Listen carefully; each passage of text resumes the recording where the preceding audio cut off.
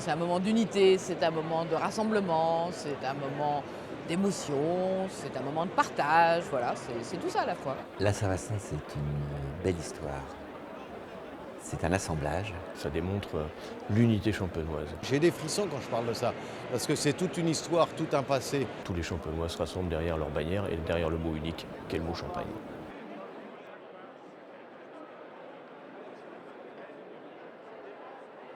Ça représente comment dire, peut-être le moyen de montrer son attachement à la région, son attachement à ses traditions, sa fierté de représenter ses traditions et sa volonté de les transmettre. En 1972, j'ai redémarré la Saint-Vincent de Moussy.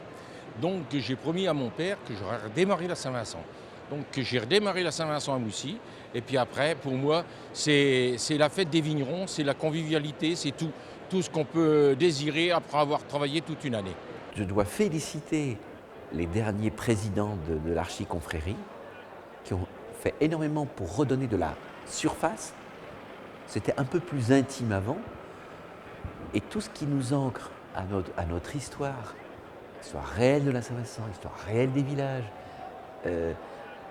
donne un prestige supplémentaire au Champagne qui a toujours besoin d'être ancré dans son terroir, dans ses coutumes.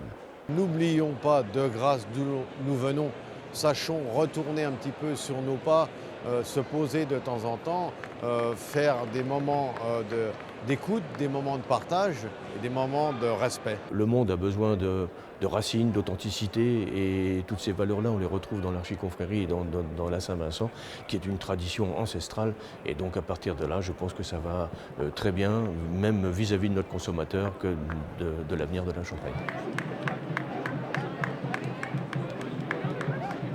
C'est la communion de l'ensemble des Saint-Vincent locales qui se retrouvent sur l'archiconfrérie. Et donc là, ça met en exergue l'ensemble de l'appellation, l'ensemble des villages, l'ensemble des hommes, potentiel humain de la Champagne.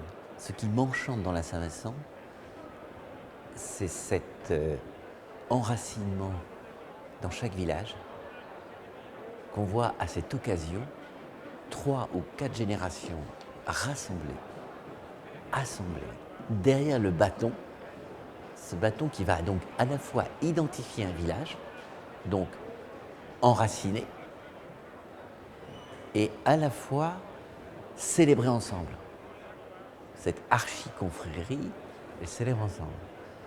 Et ça me réjouit de contempler ces vagues successives de villages. Les valeurs, les fondamentaux d'une appellation, les fondamentaux des générations, les soucis qu'ont connus les hommes, etc., sont bien retracés dans toutes ces communions, dans tous ces rassemblements, qui ont tendance à faire en même temps l'apologie du passé, mais aussi la typologie de l'avenir. Et donc, quelque part, c'est quelque chose de merveilleux, puisque ça réunit tous les hommes, les âgés, les plus âgés, les jeunes, les moins jeunes, et donc tout le monde communique et tout le monde se parle, et à partir du moment où tout le monde raconte son histoire, c'est l'histoire de la Champagne qui est véhiculée.